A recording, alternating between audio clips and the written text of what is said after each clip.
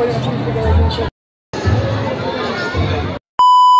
today's video ay meron nga tayong event na pupuntahan at eto nga ang outfit natin for today.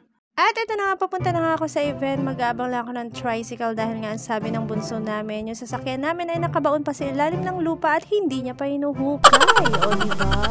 At nandito na nga tayo sa Robinson Santiago para makiselebrate ng World Animal Day with the Isabela Exotic Animal Expo 2023. Bigyan ko lang kayo ng konting kaalaman na ang Robinson Santiago ang pioneer sa lahat ng Robinson sa Pinas pagdating sa Exotic Expo. At ito pa, madaming activities ang hinanda ng Robinson Santiago para sa celebration ng World Animal Day from October 5 to October 8. Meron silang pet exhibit, poster making contest, training lecture, trivias games, traditional tattoo exhibitions, free anti-rabies vaccinations, magic show, and photo booth. At habang busy nga ako sa pagbibideo, ay nandito na nga pala sa harap ko ang aking besh na maganda. Eto nga po pala ang kanyang page. Grabe yung energy ng The Isabela Exotic Expo 2023. Yung mga ganitong event, malaking tulong para magkaroon tayo ng kaalaman about sa mga exotic animal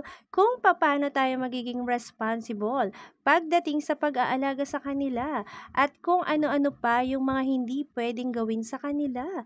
Dapat nating matutunang mahalin at alagaan ang mga exotic animals dahil hindi naman sila nakakatakot. At dito pa ako natutuwa. Ayaw niya talaga akong tignan dahil ayaw niya palang mahawa ng sore eyes ko.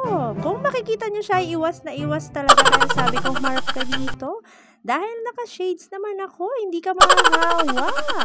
At nandito nga po pala si Sir Bons para i-discuss sa atin at mabigyan tayo ng konting kaalaman about sa mga iguanas at ating pakinggan. Mexico or South America. And then, common name nila is iguana. Ang scientific nila is iguana. Mahaba sila hanggang 7 feet. From head to tail, 7 feet. Kasi kaya itong ganyan sa itsura niya, ang body length niya is times 2 na ng kanyang length tail. Ibig sabihin, yung laki niya, 2 beses ang haba ng buntot niya. Kaya siya umabot. Ang total length niya is 7 feet. Mabubuhay sila hanggang 20 years or more than basta nasa tamang pag-aalaga.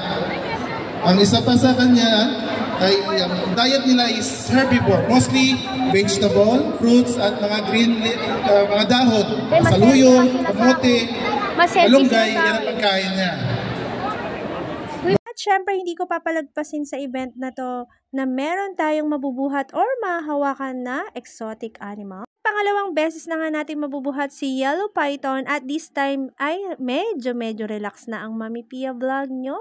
Nung nakaraan kasi ay talaga namang takot na takot pa ako. Alam nyo ba ang Yellow Python ay native siya from South and Southeast Asia at can grow up to 18 feet in length and 25 feet max length nila. At ang lifespan niya ay 3 to 5 years or can live up to 10 years. Bigyan ko lang po kayo ng konting kaalaman about sa pagbubuhat sa malaking python na to. Kapag buhat nyo na po ay dapat relax lang po kayo. Huwag po kayong sumisigaw at pinaparamdam na takot dahil nadidistract po sila sa mga bawat ikikilos natin habang buhat natin sila. At sa event na to ay marami tayong mga vloggers na mga kasama, si Kumari Vlog at Joga. Boss, Ato TV po, shoutout po kay Ma'am Pia Vlogs, Mami Pia Vlogs.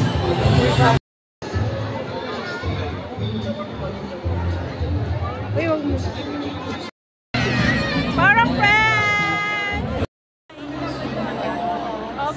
Maraming salamat po sa bumubuo ng The Isabela Exotic Animal Expo 2023. Maraming salamat po, Sir Bons.